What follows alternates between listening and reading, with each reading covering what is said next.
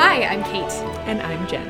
And this is Chamomile and Clove, our All Souls podcast. Welcome to our first wrap-up discussion for A Discovery of Witches. We have just now decided that there will be 2 of these episodes because when we went back over our notes and our ideas for this episode, we realized that we would be keeping you guys for this podcast for like 3 hours. Yeah, forever and ever. And we know sometimes we get long-winded, but we don't want to be that long-winded. So. It is not in anybody's best interest to keep us talking at each other for that long about one topic. No. Plus we have wine, so who knows what would happen. I shudder to think, much like Matthew and Diana and Elizabeth Tudor. In any case, we have a series of topics that we'd like to discuss with you guys. The first, we're going to talk a little bit about the science and magic and mechanics of time travel and fiction. The second is we're going to do a little discussion of the structure. Our third section is going to be about the themes and motifs and some of the literary devices that are used in A Discovery of Witches. And we are going to wrap it up talking about our favorite things. Yes. Yes, we are. It's going to be exciting. Are you ready? I am ready. Yes. Oh, and you usually do your like summary, and it's so weird because you're not going to do your summary, and we're just going to like talk about stuff now. Summarize. That was kind of what you summarized already. Right. I was going to say, like, I'm just going to say, and we read a book. We read a book. It was 43 chapters. And we have talked about every single one of them in detail, so I expect this session to be pure gold. Would you like to lead us into our discussion of time travel? I would love to. Let's go down this rabbit hole, shall we? So we wanted to talk a little bit about time travel in fiction before we get into Shadow of Night. And the different types of time travel that can be used and the differences between like pure science, like theoretical time travel, and what we have in a lot of times in fiction and certainly in this book, which is kind of like we picked elements of time travel, or we have magic in this book that also factors into the time travel. So we're going to talk about those things. We are by no means the authority on time travel. We're just going to talk about it. Literary or actual? Yes. I have not done that thing. Well, if you had, I would be very curious about it. So. There were some things that I would have changed, let me tell you. So. Bless. I hope one of them was not meeting me on the internet. It's not that thing. Yes, I win. We will keep you. So, Jen, what kind of time travel do we often see in fiction? Or what types? Okay. So, as we have name dropped already in talking about A Discovery of Witches, one of the types you will find is a stable time loop, which is that time is a circle. And so if you go back in time, you have always gone back in time, and the things that you do there, you've always done, and they move forward and affect your future, and you just keep going in a circle. So everything affects everything, but you don't actually change anything. You think you might be changing something, but you're not. Like, everything was always meant to happen, and it always happened in time. Closed loop. Circle. But it's also kind of funny because even if you consider like this situation to be a stable time loop like we talked about in our last episode, then the little wobble we have at the end where Matthew gets his book and he has notations that he doesn't remember making in that book could indicate that we are in a stable time loop that is forward progressing and things start looping back as soon as they loop back, like it doesn't happen until it happens. Right. But then that also begs the question of, if it's a stable time loop, how can they have gone back and this have not already happened such that they are seeing the effects of it in the future? Yeah, so the argument there is, like, did there have to be a first time that it happened? And was this the first time that it happened? And the counter argument to that is that time is continuous and things always have happened. Like, there is no first time that things happen. They just, like, keep going. Like, that's the theoretical argument, is that things just, like... So it's like when you go in one of those fancy bathrooms that has two mirrors facing one another, and it's just always your face forever and ever? Mm-hmm. It's like that. Now, I've heard that one of the problems potentially with a stable time loop is what they call the causal loop paradox, which is to say that, for instance, Diana and Matthew going back in the past is actually what causes Diana and Matthew to have to go back in the past in the future. And that if all of those things are connected and they have always had to happen, then they always had to go back, and somehow them going back made them go back, which is really complicated to talk about, and I hope that no one's driving. We're sorry for any headaches that you may incur during this podcast. What do you think of that problem? I think it's very interesting, and I think it's an interesting sort of paradox that you can certainly play with in fiction, and I don't see that there's anything wrong with that. My problem is kind of like with time travel is in fiction is you kind of have to decide which one you're doing and stick to that. You know? Like, pick which one and then you know, build your plot around that one, and don't like pick other pieces that you like just because they might be more convenient to your plot, you know. So other works of fiction that have used a stable time loop, just for reference for people, the grand theory is that Outlander is in fact a stable time loop. While we have not gotten the final book in that series yet, there are textual indications that that is what it is. Don't add us about Outlander. I'm just giving you an example. That could be our like secondary hashtag, is don't add us about Outlander. It could be. Isn't there, I can't remember, is Doctor Who is not a stable time loop? I have not watched enough Doctor Who to say for sure. I believe Doctor Who is going to be getting more into like a multiverse situation potentially, but I haven't watched Doctor Who, so don't yell at me about Doctor Who. Don't at me about Doctor Who. I haven't watched it. So I guess the point is really only at us about also. Yeah, I'm just like using the examples that I know for sure are like using this, you know, the type of time travel that we're talking about. So anyway, so that's that one.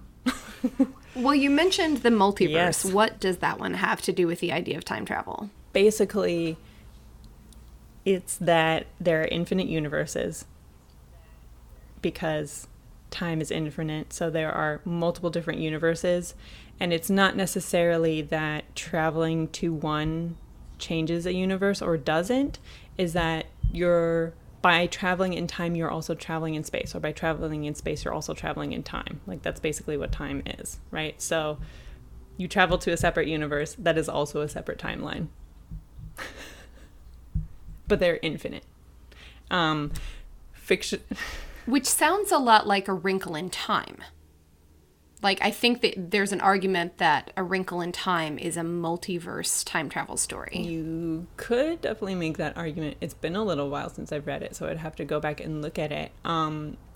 One that I know for sure uses the multiverse kind of conceit is the 90s TV show Sliders. I don't think I ever watched that. So, they explore the infinite universes and infinite timelines. And they are trying to get back home, but they can never seem to find it. Another TV show that uses the multiverse type of is Farscape, by using wormhole. One of your personal favorites. Very favorites. So they use wormholes in that to travel through space-time and end up in potentially the same universe, but potentially also a different one. And you never really know where you're going to get. Are there any problems with multiverse time travel? Like any paradoxes that occur when you try to use that in your universe? I think kind of the thing with that is that you can kind of just like go a little overboard with it, like, because it really allows you to do like all the things, right? When you have infinite universes, you can go anywhere, basically, right. Fringe is another TV show that uses infinite universes, infinite worlds. So, and time travel also. But I think that also begs the question, at least for me as a like concerned world building type reader, of what happens to the world when you leave it. Yes. And that is, you're no longer there, you're in the other one. But you might have a double in the other one, potentially. But it's also a separate timeline, so the other you might be dead, might be somebody who's totally different, from you, even though they are genetically you. So, yeah. Which is more like the device they used at the end of the 4th season of Agents of S.H.I.E.L.D. with the framework. I haven't seen the end of the fourth. I haven't seen the end of the 4th season yet. Oh, I'm sorry. No, go for it. I don't mind spoilers. So spoilers for Agents of S.H.I.E.L.D. I was just gonna say that, like, even if there's an alternate universe that is created and people theoretically go into it and have an entire extra lifetime, that it is a universe in which they are just them but different. Right. So there's that. Then, of course, there's the dynamic kind, which is the kind that we believe that we probably live in, which is if you change the past, then the future is irrevocably changed. There's nothing you can do about that cause and effect. Yeah. So, like, time is linear. So you travel to the past one time and you change something. You travel back to the future. The future is now different, but it's the same universe. It's the same timeline. It's linear. You have just, like, fiddled with it a little bit and changed it, but you haven't like created branches or anything like that, and it's not a loop, so you won't always go back in time. You just do it the one time. Tell me about the branches. So that is like you go back in time and you change something, and essentially at the moment that you enact a change, it creates a branch of a separate timeline. And so depending on how many people are able to time walk, change timeline, basically kind of like in infinite futures, like a kind of more of a singular past than an infinite future. Yeah. Yes, exactly. Which just absolutely blows my mind. Right. So, and off the top of my head, I cannot think of works of fiction that have actually used that. I know they exist. And again, guys, this is not like hard science. This is like time travel in fiction and the different types that are used. So I hope that no one who's listening actually thinks that we are experts on literal time travel. I'm just clarifying. Well, because sometimes it's a fine line, especially when you get into like hard science fiction because like actual real science is used, but also some very theoretical and fringe science or fictional science is also used like in parallel. And so sometimes those things are very hard to distinguish from each other. Yeah, I think that how you use the trope of travel fictions on how your characters get to and from a time, like whether they can return, whether they will return, whether the return is voluntary, whether you can steer, for lack of a better word, whether there is just kind of like a rip in a particular place that also takes you to a particular place. Like I was saying, I read a book, The Scribe of Siena, recently that was basically kind of like just like a singular rip, where one rip in time took the character back to basically Plague era Siena, which but whoops, yeah, bad steering. And so it only appeared within that universe that like maybe that just like one little back door into the other time existed, and there were no others. Although I guess because it was so narrow, there could be others to other times, and you just have to find those portals. Whereas, for instance, there is an inference in A Discovery of Witches that so long as you have a time walker can go wherever the flip they please. Yes. Yeah.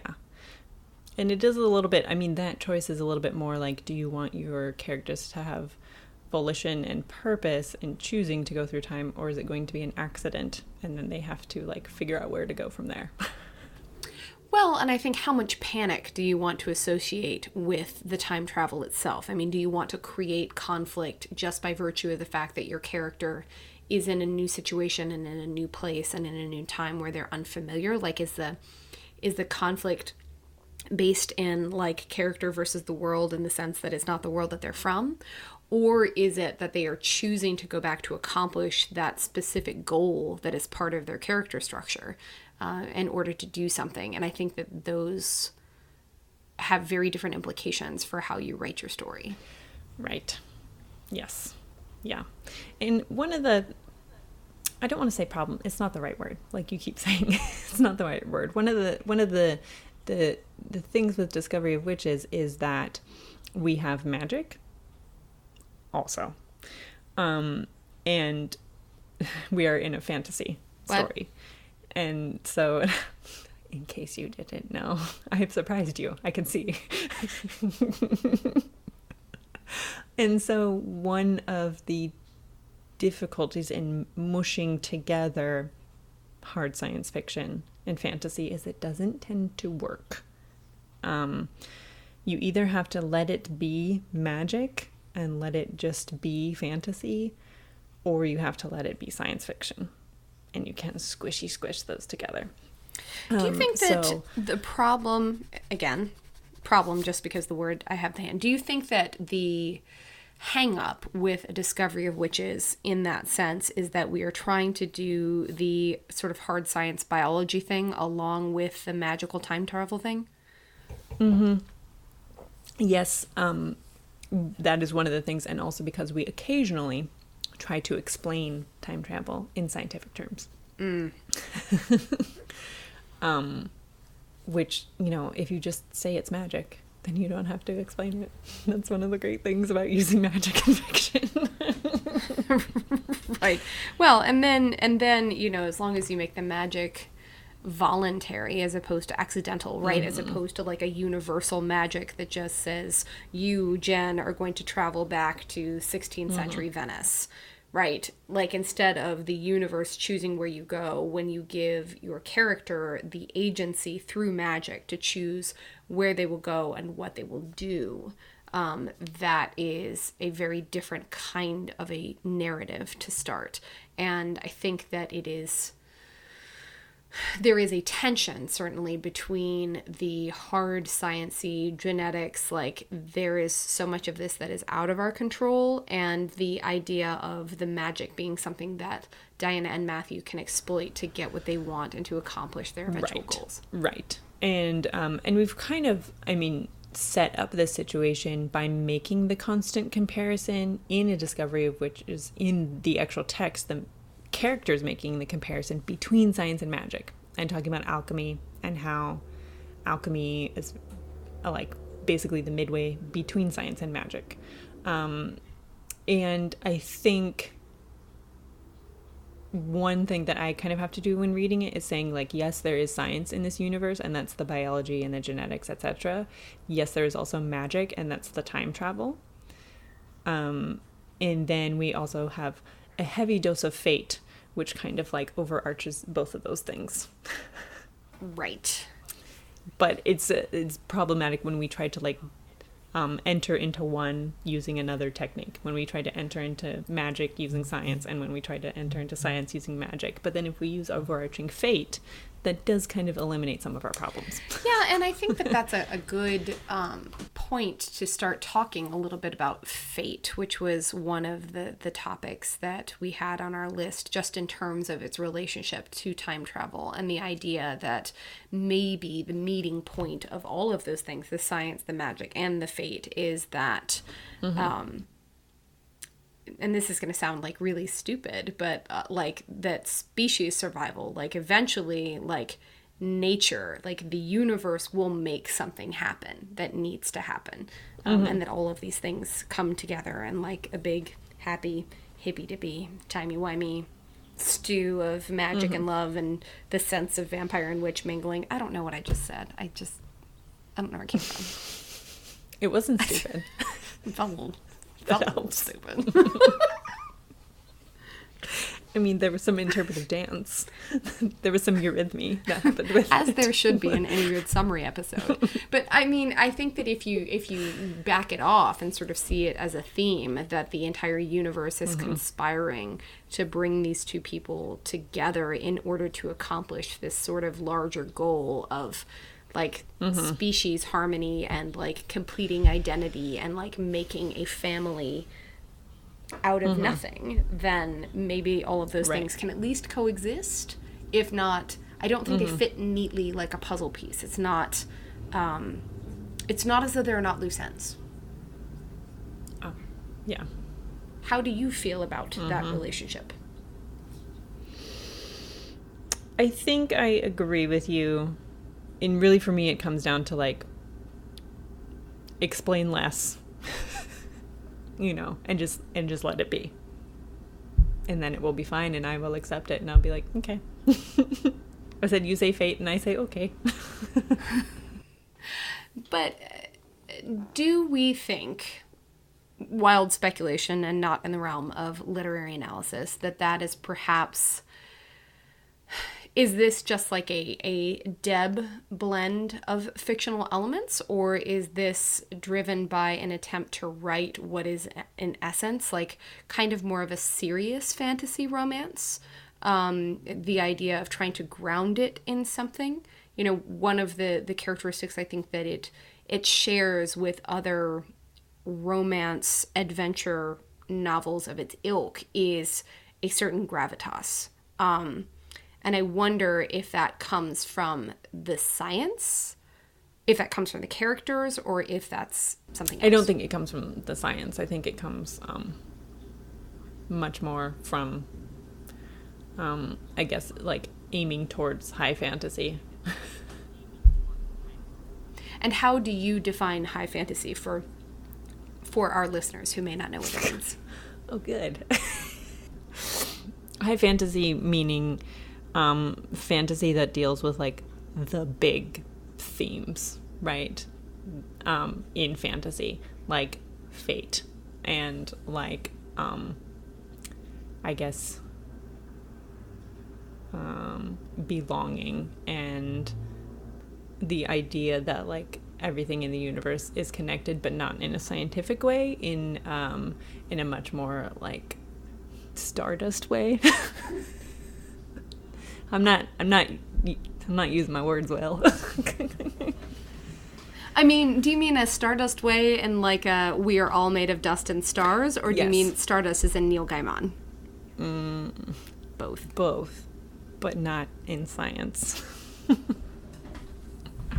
Because, okay, so to contrast that, science fiction that deals in science fiction is typically like very logic based, like logic and reason, and dealing with themes like, you know, like loyalty and more humanitarian issues. Like Star Trek is a really good example of science fiction. It doesn't have to be in space, but I'm just saying like the themes that Star Trek deals with are very science fiction and based in science and logic and reason, whereas fantasy is not so much based in those things.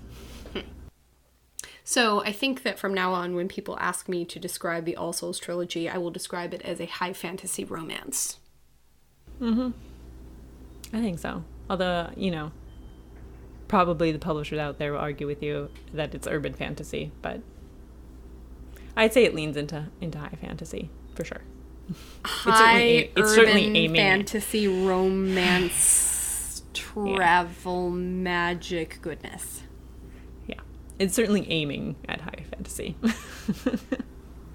And it gets stuck in the urban. Yeah.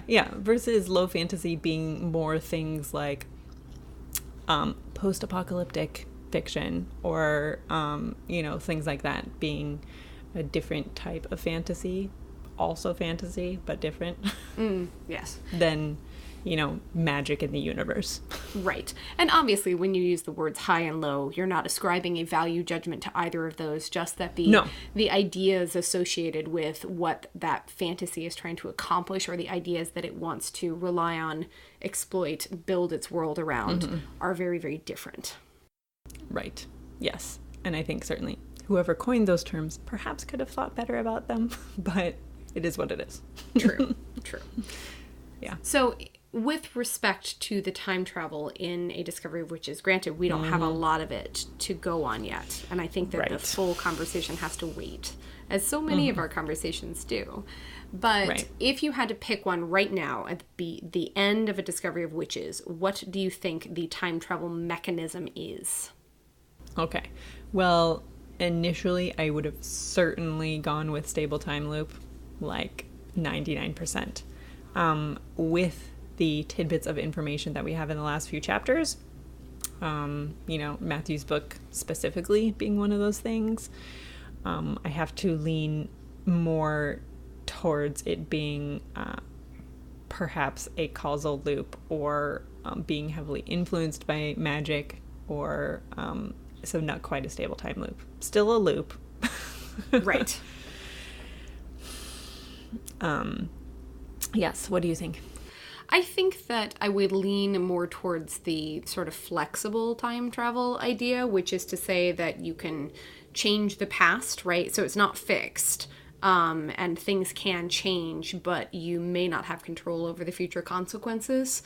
So more of like a time squiggle. Yeah, a time squiggle, but also perhaps in a circle, but a squiggly circle. Right, just maybe more like a loopy-doop thing, where like some of the... Like a Nautilus, a time Nautilus. A time Nautilus, that's terrifying. Because then it spirals in on itself until everyone dies, I think. Or outward, or... I don't know, which way do you want to spiral? No, I guess like I see it as being like a time curlicue, if that makes any sense, where like things...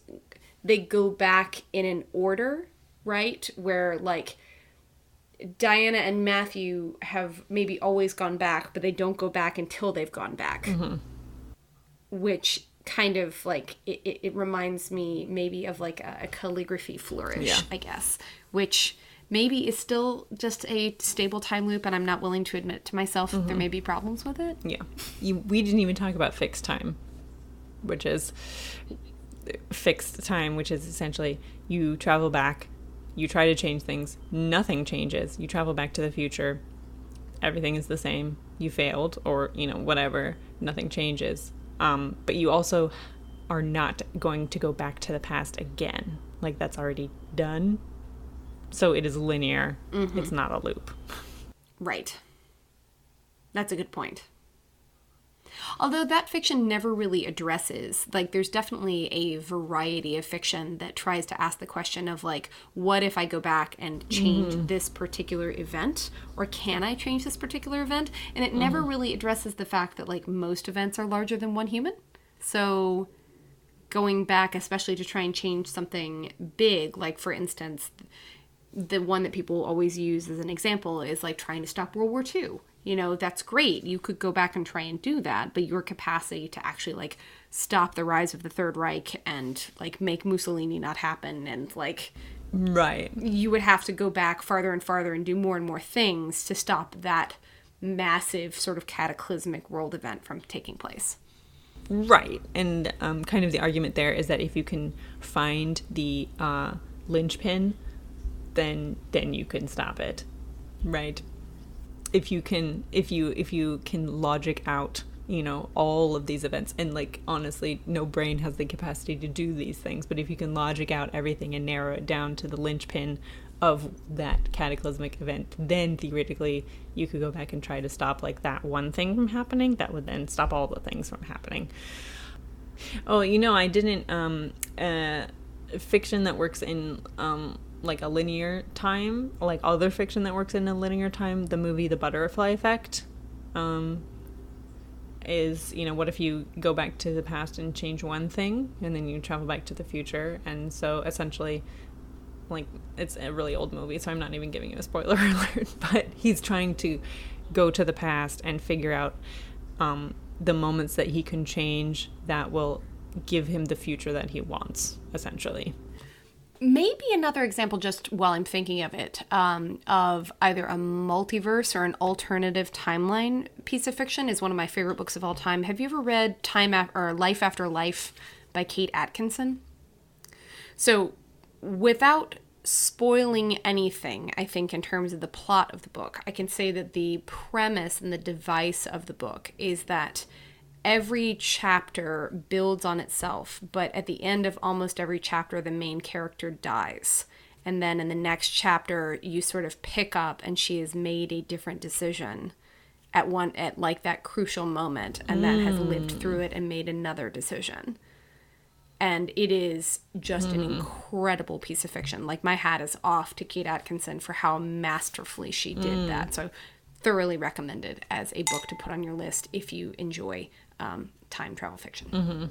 Yeah. Another good time travel, certainly science fiction involving timelines, is Edge of Tomorrow. So the idea there is like a character dies and then they reset to the same day and they have the opportunity, but they know what happened to them the previous time around, so they can do things differently this time and see if they can go farther. And then once they die, they reset again to the same day and same time, but they have a memory of everything that happened, the previous time.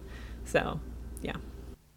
That would be very, very interesting. I will put it on It's a my great movie. I enjoy it a lot. It's very entertaining. Any final thoughts on time travel in this book before moving on to our conversation about structure? Not in this book, but I look forward to continuing the conversation when we get into Shadow of Night, and certainly at the end of Shadow of Night, we're going to have much more to say about the type of time travel in that story. But, for now, we can just say, like, we are not experts in time travel. Sorry about your headache. Time is weird. Time is weird. Don't look at it too hard. Yeah. The thing I think you can look at a little bit hard and be a little bit nerdy about is structure, which I really enjoy doing. And Jen knows this because she's staring at the condensed version of my very extensive notes about structure in A Discovery of Witches, which, trust me, once we work in Shadow of Night and Book of Life, I will have many thoughts about the structure and pacing of this book. So a couple starting premises. The first one is the idea of a central narrative conflict, which we've talked about before, that being the main issue or tension that the story revolves around, the one that sort of gives it the vast majority of its oomph and its momentum.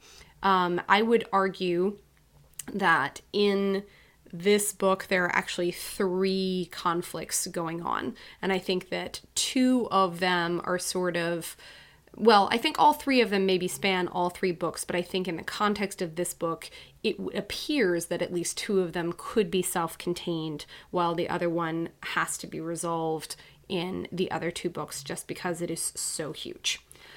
So, other ideas, I will be talking, go ahead.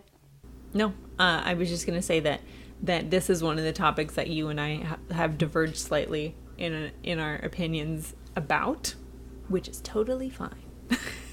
Absolutely. And people are always free to disagree with us, by the way, because we're not experts about anything. No.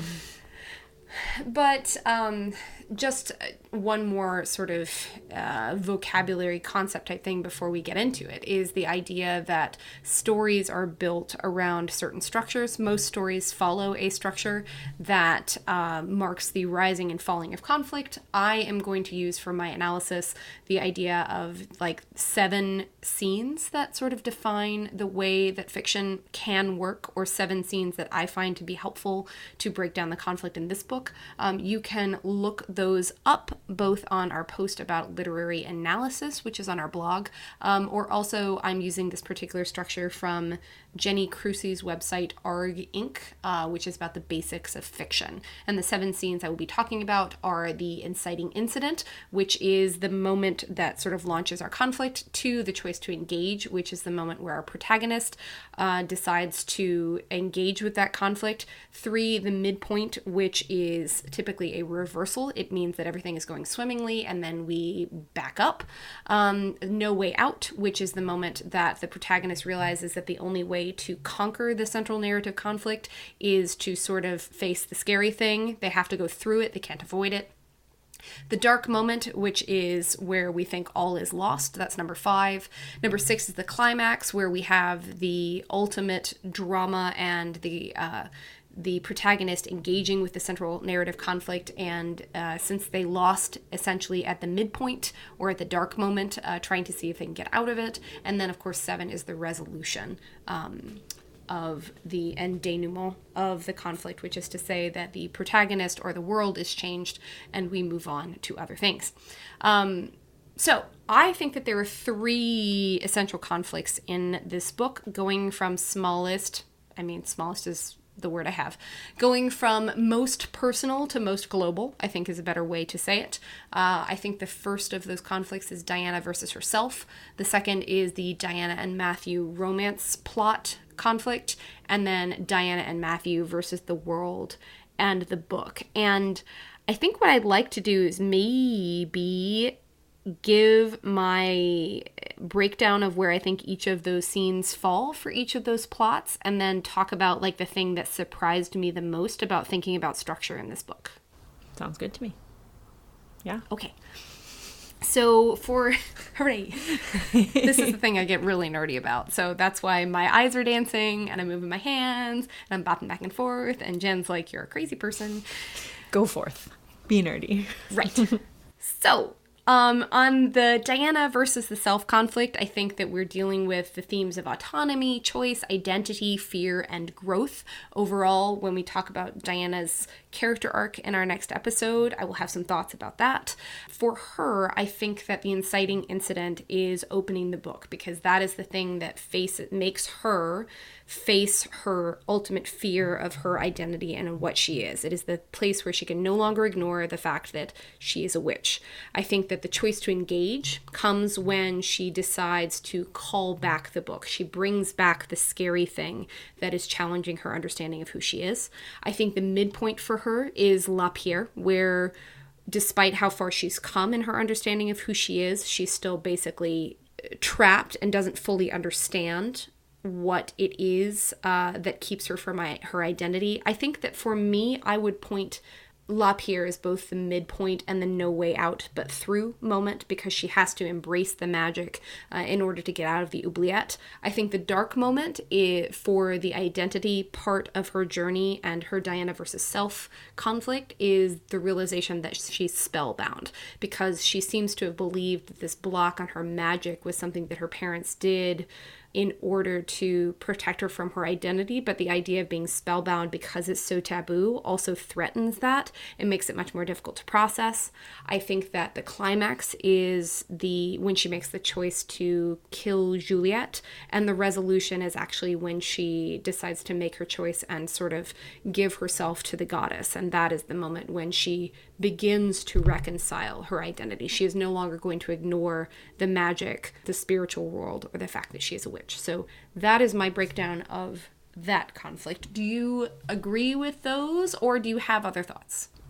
I do agree with you on those. Okay. No. I think I will save my counterpoints until the end, because you're just doing so beautifully. Oh, you're very kind. I agree with your breakdown, however. Okay. I think that for me, the breakdown of and I think that it's worth saying at this point that these are all just me wrestling with these ideas. They're by no means definitive, not gospel. Like, if you can make an argument for conflict turning in other places, then please do. We love to hear that kind of stuff. I, in particular, will chew on that all day. So for the Diana and Matthew romance conflict arc, the themes, I think, are the family, the idea of bringing your past into a relationship, identity and difference, and also acceptance of difference as a part of a relationship. For me, the inciting incidents to the romance is on the dock. I agree with Jen after much conversation that the inciting incident for the romance is not the moment when they first meet. It's actually the moment when they first look at each other without fear and they have that first attraction. I think that the choice to engage is the pair of dinner scenes.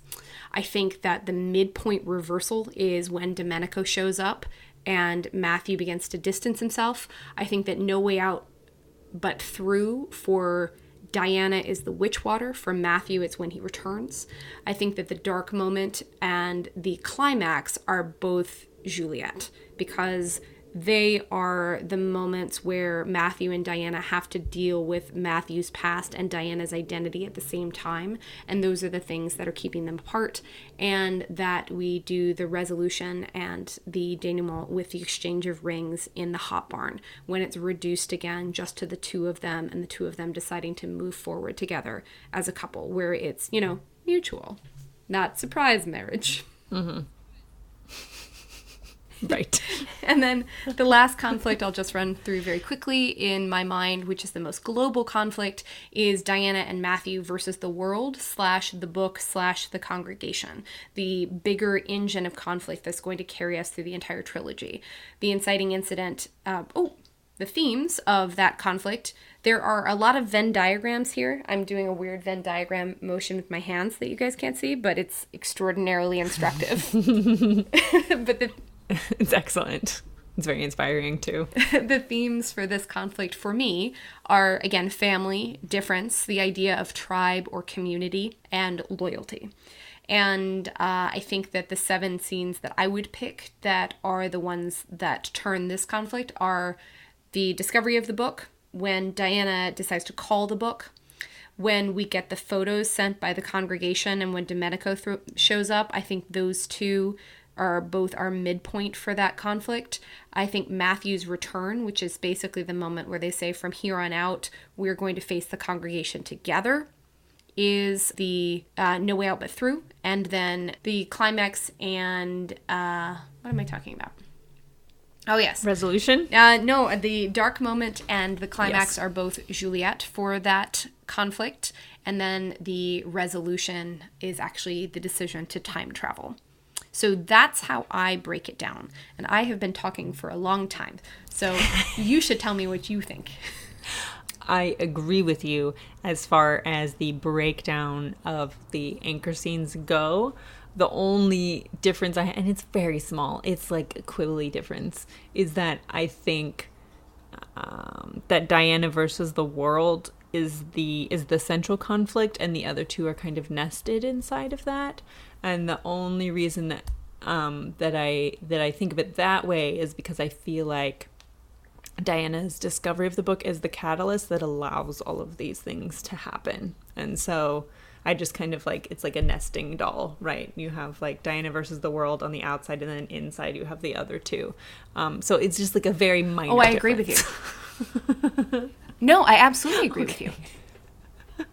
I just did it the other direction. Because you're like, we agree. Because I thought for a second you were saying there are like three central conflicts, and I was like, I would say one. Yeah. Yes.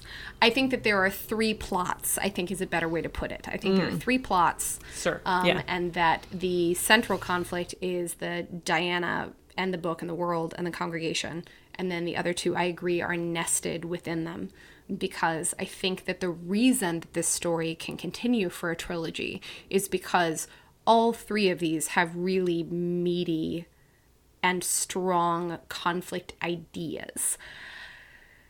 So I think that what surprised me about going through this exercise, which is super fun, I completely encourage anybody to go on Jenny Crusoe's website or any of the places that talk about anchor scenes or story structure, and to plot this book along those lines and see if you disagree with me, because it's a very interesting way to think about like where your characters are and what they're doing at the time that a story is happening. And I think the thing that surprised me most, 2 things.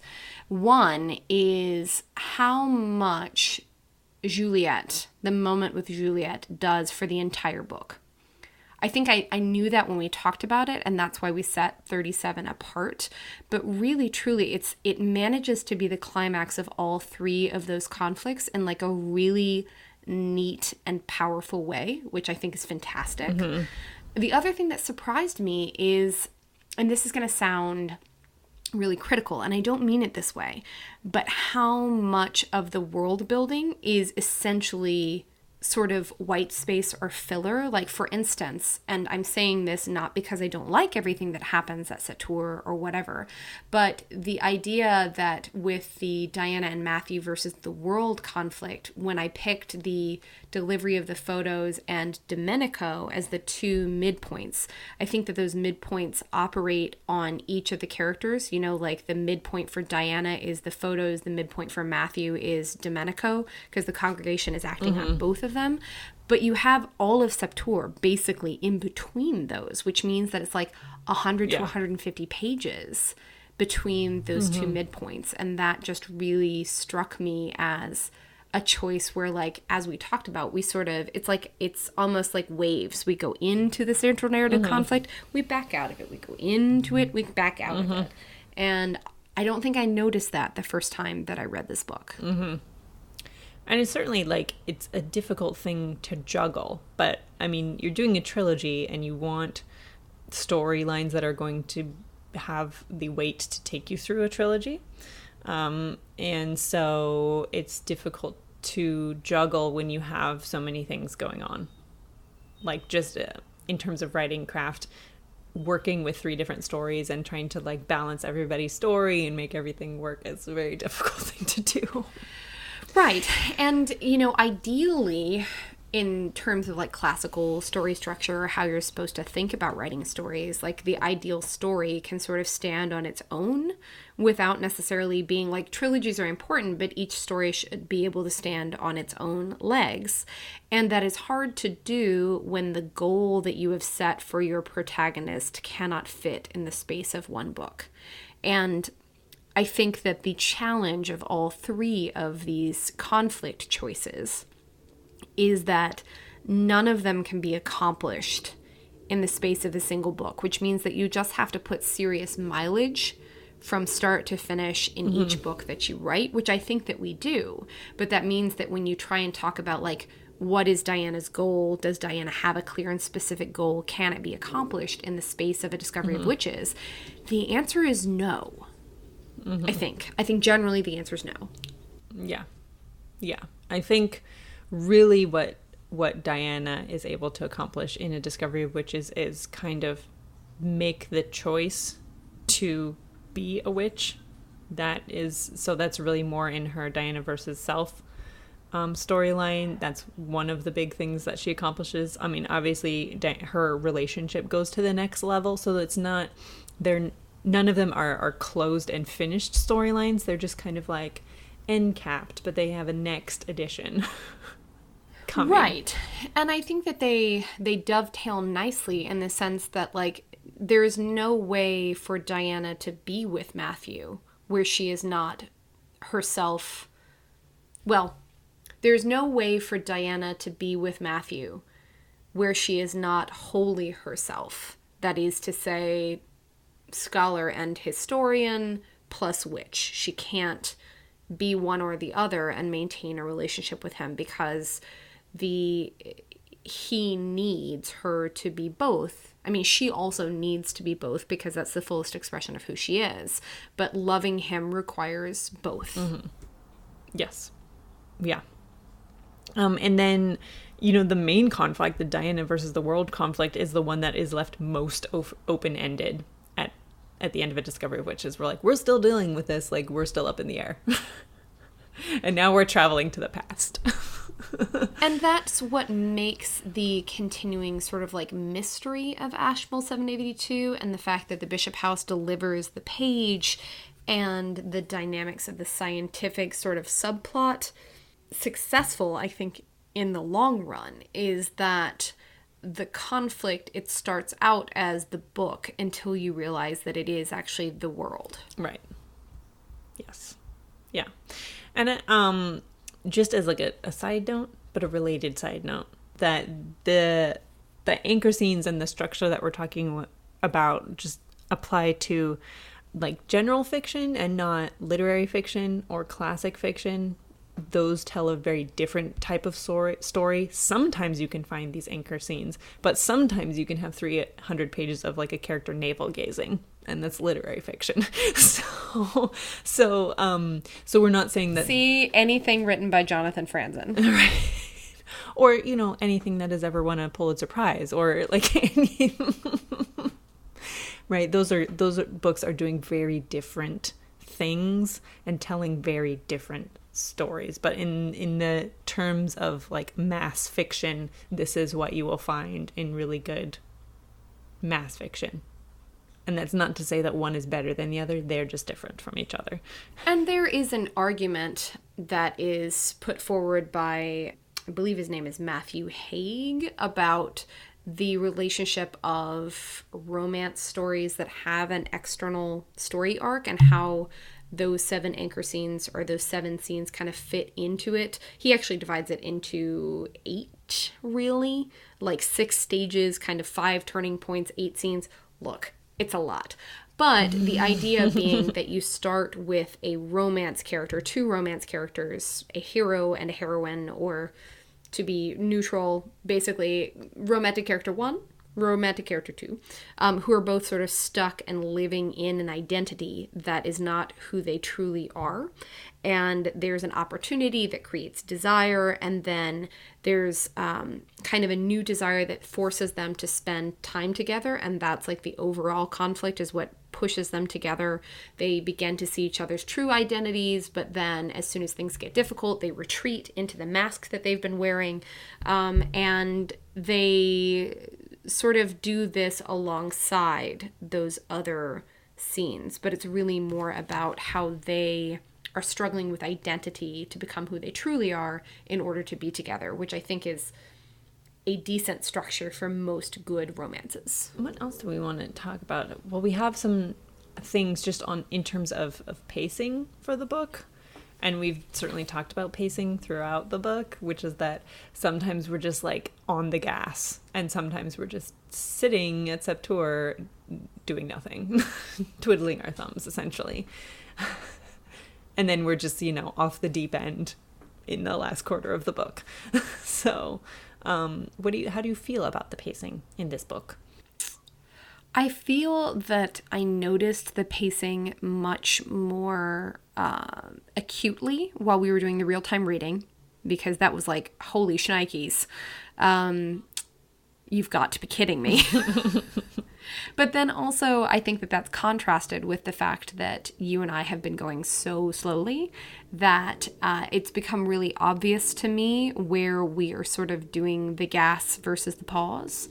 And I think that the book is a little bit less successful in the troughs, like in the valleys, as opposed to the peaks, just because there is so much legwork that we're trying to do in those. And I'm not saying that any of it is without purpose, because I think much of it builds to either world building, character building, or laying the groundwork for plot stuff that happens later. I just think that the overall presentation of it ends up being really weighty in some places and really brisk in others. It's uneven, I think, right, is what I'm trying to say. Yeah. Yeah. And, in some of the troughs, we do things like leave Diana at Septour away from the central conflict. So, and I think, again, like 40 days is a really short amount of time to set this book in. It just is. And I just have to ignore it. Especially when you're telling, and I think maybe the tension there is that when you realize the scope of the story that the trilogy is trying to tell based on this book, like if we look at that central narrative conflict and once you nail it down as being Diana versus the world, like that's a big ass conflict, guys. And when you scope it for a book, you end up having to rush because the world won't wait. The world doesn't have time for your Septour. It doesn't have time for your dinner dates. It doesn't have time for you to go poking around in your boyfriend's desk. It does not, yeah. The conflict that is driving the story is also the conflict that's going, if the stakes are really this high, then it can't take that long. Right. Yeah. So, it's give and take. Yes. Although I think that the choice to have the Diana and Matthew and book conflict take place essentially, at least within the scope of this book, within like not only just 40 days, but sort of one generation based on the size of the conflict that we're trying to conjure, is sort of dissonant, right? That you seem like you're trying not to do the whole like hero's journey, one person changes the world thing, and yet you have to, because that's the conceit that you've chosen. Yes. Did we want to talk a little bit just in terms of the Diana versus herself plot of the book? One of our listeners had mentioned that when she first saw the title of A Discovery of Witches, she thought that a discovery was actually a term for plural witches, which I love, by the way. Like a gaggle of geese is the discovery of witches. And how that influenced her entire read. How do you think that the title interacts with the story as a whole?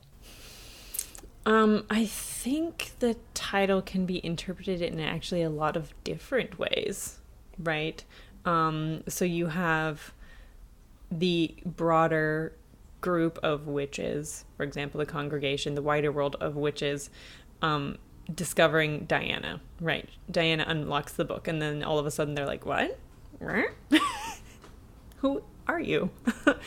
And then on the other hand, you have Diana certainly discovering herself, and her parentage, and acknowledging her family, who are all witches.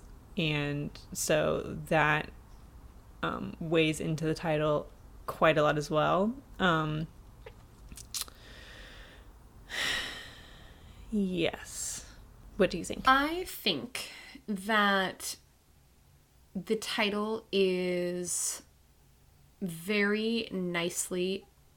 I think it is a nicely crafted title. And the reason that I think that is because I like that it mirrors the epigraph. I like that it could be interpreted both to be about Diana's discovery of herself and acceptance of herself. It could be about literally Diana as a representative for all witches discovering the book. It could be about Diana learning about her community and the witches and creatures that are within it. And I think that overall the relationship of A Discovery of Witches to its actual content is very, very good. Whereas, like, I think that, like, Shadow of Night is not my favorite title, and not my favorite title is applied to the book. We can discuss about that when we get to the end of Shadow of Night in, a year and a half. But I think that of all of the three, it is probably the least successful title for me. But I think that A Discovery of Witches is both, like, it's punchy and meaningful, and it has, like, some really nice resonance for the way that the book actually plays out. It has quite a draw to it, too. You're like, what is A Discovery of Witches? What do you mean? What do you mean? Since we did just mention the epigraph there for a moment because we were talking about the title, do we want to talk about the concepts in the epigraph and have that be like our last really meaty thing before we get into some fun things? Certainly, let's do it. So the concepts from the epigraph, just as they apply to this book currently. So we have absence, desire, blood, fear, and then A Discovery of Witches, right? Those are kind of like the takeaway points from the epigraph, or from the note, as we now know. Not just the epigraph of the book, but also the note sent along with the page to Diana. How do you think, and I know we've talked about them a little bit as we've gone along, but now that we're at the end of the book, what do you think? So I think they're really great. Like, even just looking at those words on the page, I still get the goosebumps, even if they're not in the context of the epigraph, because I think that they're so weighty and meaningful. Like, I love that absence could be used to describe the lack of magic, but also the lack of Matthew in Diana's life. And for Matthew, like, the lack of Diana, but also the how absent he has been from the passage of time, like the fact that he's been outside. I think that that's really extraordinary. And then the idea of the loss of this book and the loss of knowledge. I think that absence is really weighty and meaningful. I think that's great.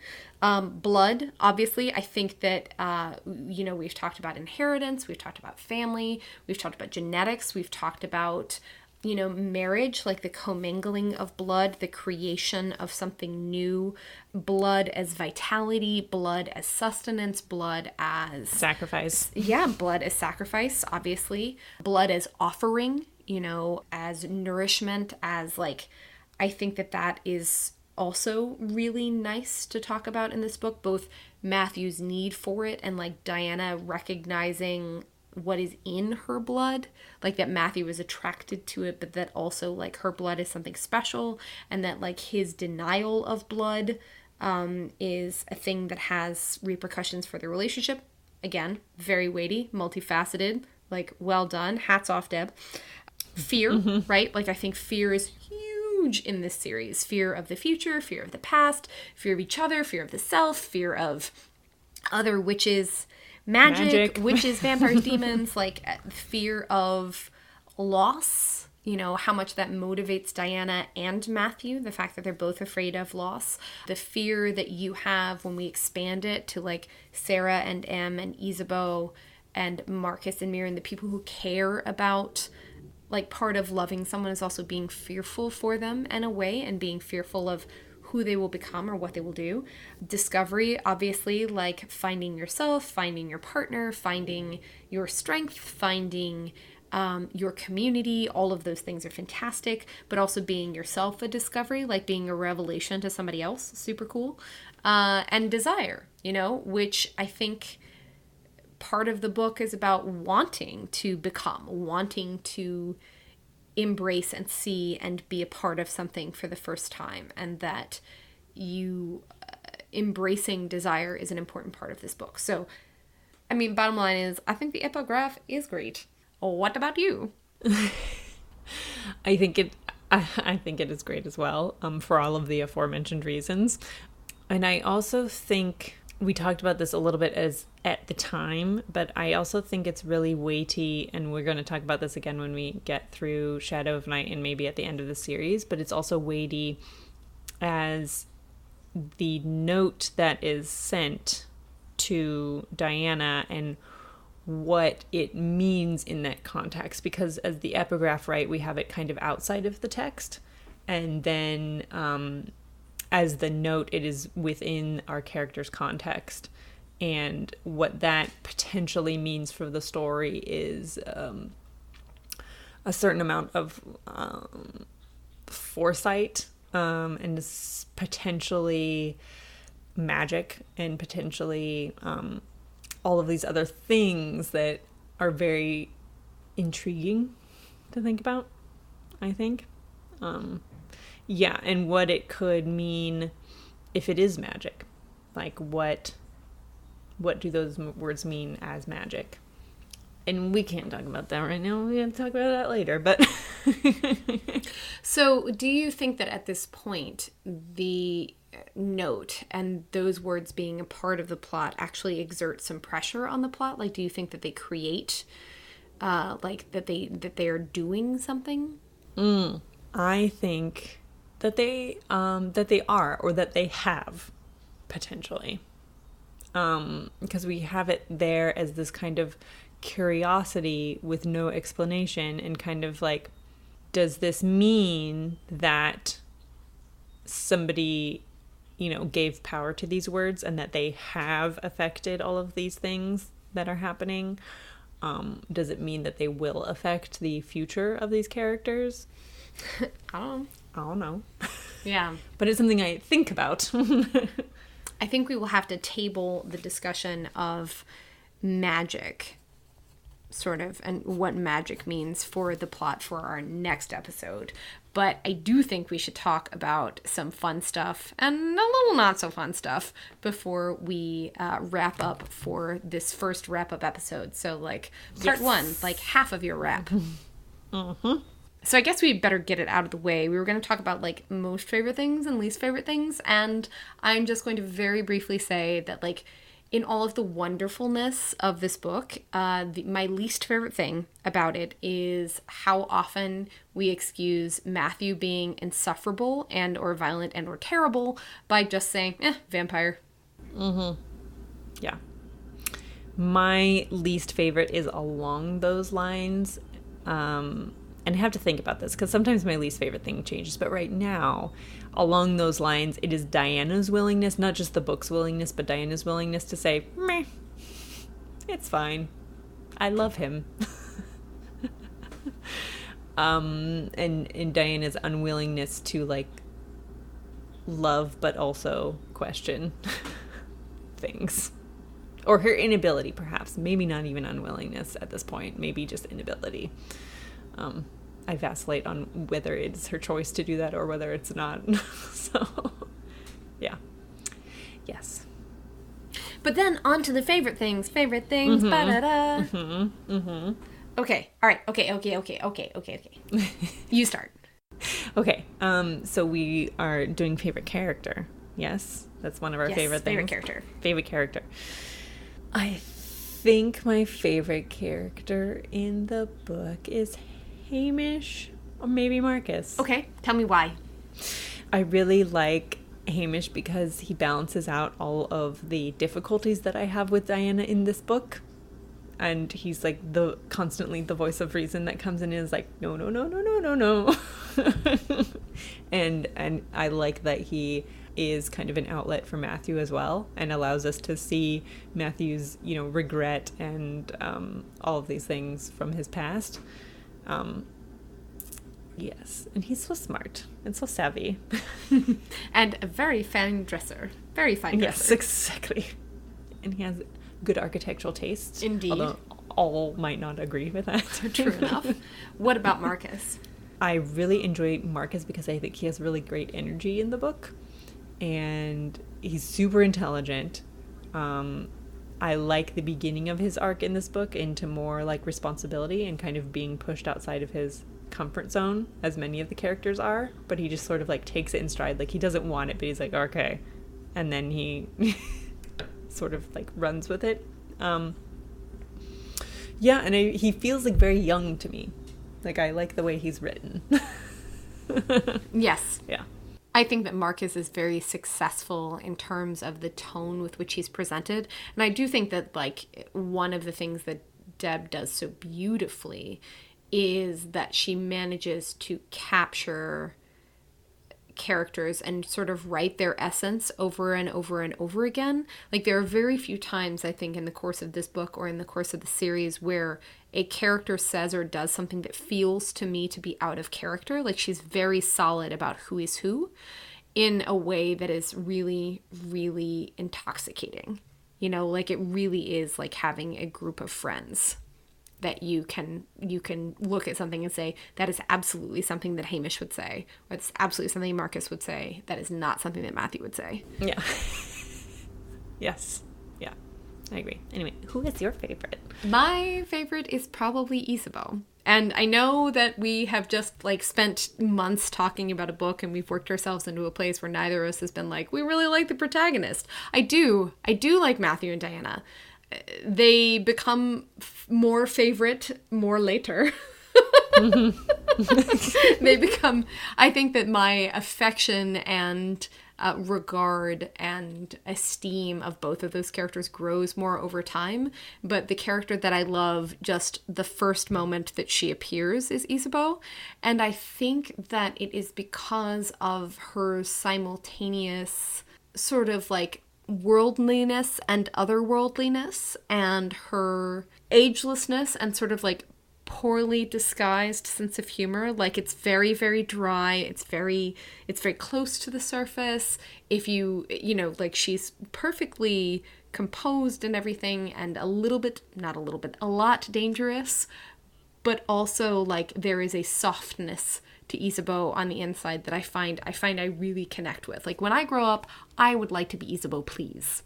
In fact, sometimes I make wardrobe choices based on what would Isabeau de Clermont do. I think that's a totally reasonable and classy thing to do. So yes, unfortunately I can't wear tones of caramel because I have dark hair and very fair skin, and I would look like a toffee that's been left in the sun. Yeah, I cannot do tones of caramel either. It does not end well.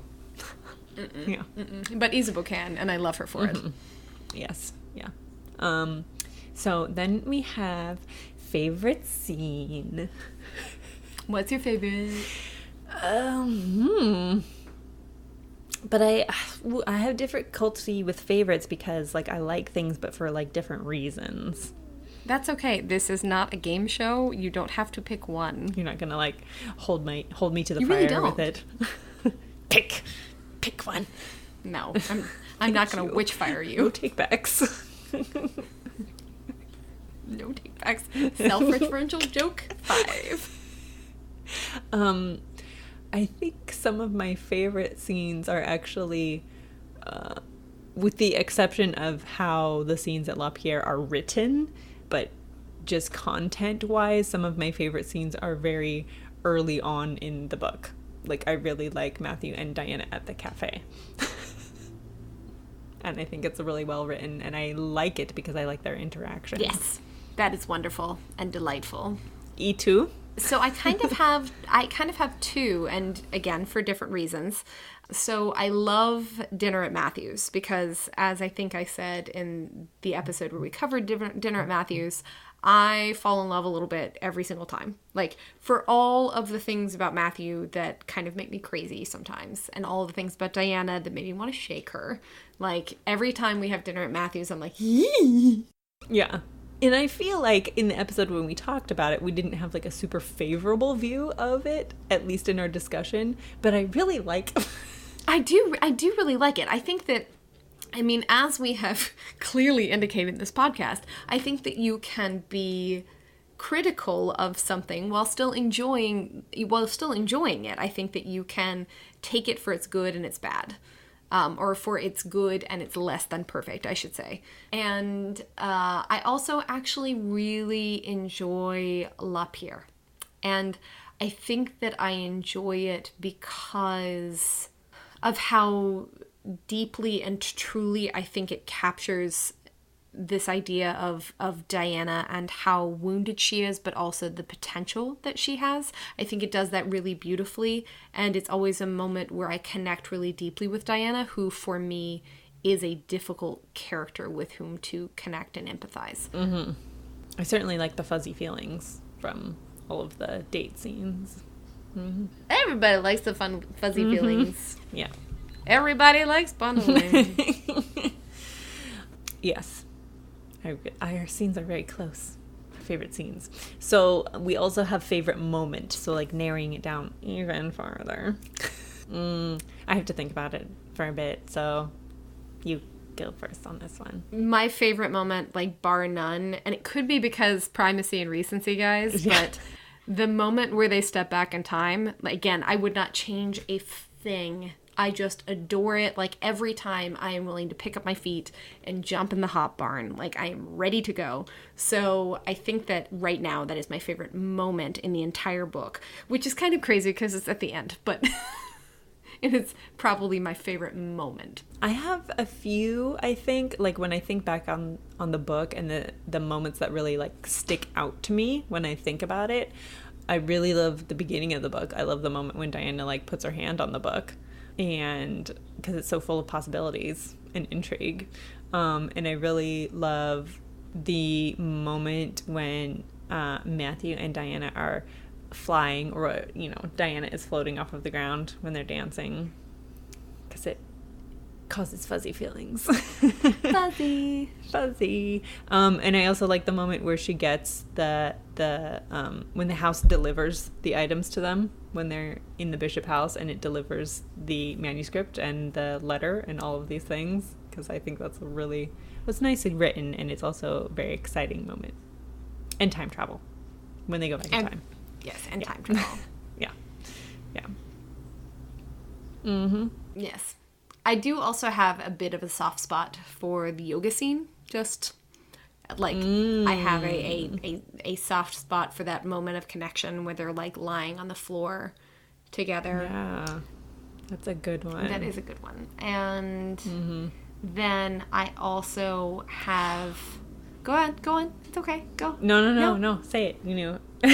I was going to say I have a soft spot for when Matthew is kind of like talking to himself and Diana is sleeping, and then she talks back to him even though she's asleep, and he was like thinking thoughts in his head, and then she talks back to him, and I'm like, Yeah, that's pretty good. Yeah, it's pretty good. It's real good. Yeah. Oh, I was gonna say that yours? like there are moments in the Bishop house where I'm like extremely happy, and I think that the moment where the house delivers Diana's parents' letter and they're all together, and like Em and Sarah and Diana are bound in sort of their shared grief, and Matthew is like giving it space, I think is really magnificent. Like, it's a great moment. I really, really like it. It's a lot of favorite moments. It's fine. We're allowed to have a lot of favorite moments. We are. We did, after all, spend 6 months talking about this book. So. Extensively, yes. And then we have on here favorite chapter. My favorite chapter is the Lapierre chapter. The first Lapierre chapter, not the second Lapierre chapter. I don't remember what chapter number that is. I think that's 27. Yeah, it feels midway through the book. Indeed. In terms of numbers. My favorite is chapter 37, which is the Juliet chapter. Okay. 4K. Your skepticism is not encouraging. I think because it, at least on this read, right, I think it's my favorite because it has given me the most to think about and the most to chew on, and because I think it does the most in, like, the most elegant way. Like, it really, the more I look, and I think that part of this is guided by structure, like, by my sort of obsessive, like, guys, you can't see, and neither can Jen because she's in California, but I literally have 4 notebooks in front of me. 3 of them have the scenes of A Discovery of Witches written out individually and plotted, like with notes in the margins and on the sides, and like what page they happen in the book, what chapter they happen, like, because, again, super nerd, like, if we were to plan an expedition into All Souls, I am your leader. Like, I will take you. I will time walk you to the page and chapter you want. Excellent. So what you're telling me, it's like 1 step away from a conspiracy wall? Fact. A conspiracy of witches. There are perhaps no strings involved, but there could be if you were to transport it to the wall. A conspiracy of Cait's notes. But so, like, the more that I do this, like, super deep dive crazy person analysis, the more impressed I am by how, even though, like, so many of these bits and bobs are unwieldy, like, chapter 37 just takes them and, like, condenses them into one, like, little beautiful snowball of, like, plot and character and growth and change and movement, and just, like, throws it in your face. And I'm like, that's the stuff. So I think that that's why right now that is the chapter that I'm like, that's pretty cool. Yeah. And I was only skeptical, by the way, because it was not the chapter I would have picked if I were to, like, if we were to do like the partners thing where we each pick each other's favorites. That's not the one I would have picked for you. So that's why I was just, like, very curious to hear. Well, now I'm curious, which one would you have picked for me? I would have picked Lapierre because we previously talked about how it was one of our favorite chapters in the book. Oh, yes. Yes, fair. So, fair. But I see now how your deep analysis has influenced your decision. So what you're saying is, I acknowledge you're crazy. Yeah. All strings lead to chapter 37. I acknowledge you're crazy, and because I love and accept you, I'm here for it. I receive your crazy with joy. Yes, exactly.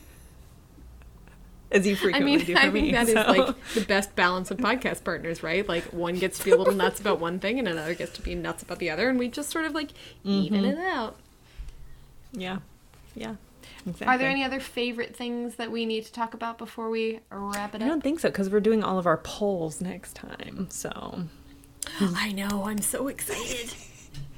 And in the meantime, guys, we're keeping a normal schedule between this wrap-up episode and the next. So if you have thoughts, feelings, questions, concerns, if you have another poll you'd like to propose or anything, you can find us on many platforms on the internet. You can find us on Twitter at Chamomile in as in November Clove. You can email us at chamomileandclovecast@gmail.com. And you can join our Facebook discussion group, which would be super fun. We're the Chamomile and Clove Clovers, and you can find that through our Facebook group for the podcast, Chamomile and Clove, an All Souls podcast. Is that all of our places? Well, you can find us on WordPress at chamomileandclovecast.wordpress.com. And furthermore, if you guys haven't already booked your online passes for All Souls Con, I can't believe we left this for the end. We left this for the end. We are presenting with the wonderful Jennifer Covell. Is that the first time we've said her first name out loud? So sorry, Jennifer. If it's Covell, we apologize. Right. Well, so we are presenting with the other Jennifer for a panel at the All Souls Con in Philadelphia in August. We could not be more excited, guys. Like, sitting on this news has been really hard. And this is something that we were approached about and have been working on for quite some time, but we weren't actually able to tell anybody until Monday. And now here we are telling you guys on the podcast as well, in case you're not on the internet. You can find us there in August. Which is fine. The internet is awful.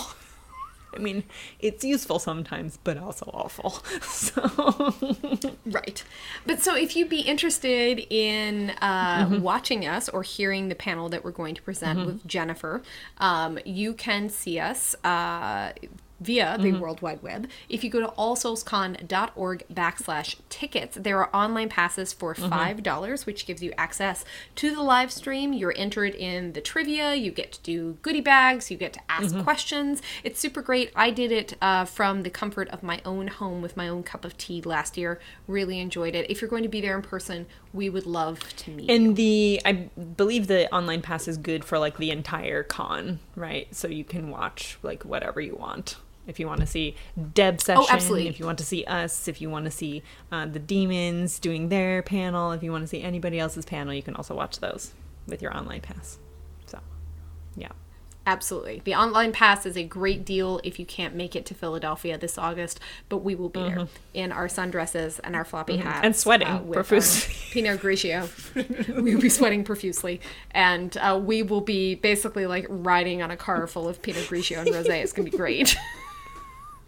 And you will have oysters and I shall not. Truth. Yes. And is that, so next time, just like a preview, we are going to be talking about some of our listener feedback that we didn't get to this time. We're going to be talking about character arcs, which is going to be the bulk of our discussion. And like we said before, we're going to be talking about all of our fun polls that have just been coming like strings out of my brain onto the internet. So some of them are serious and some of them are definitely not. So But if you have anything you'd like to add to our next wrap-up session, you know where to find us, and we look forward to hearing from you. Yes, and we'll talk to you next time. Thank you so much.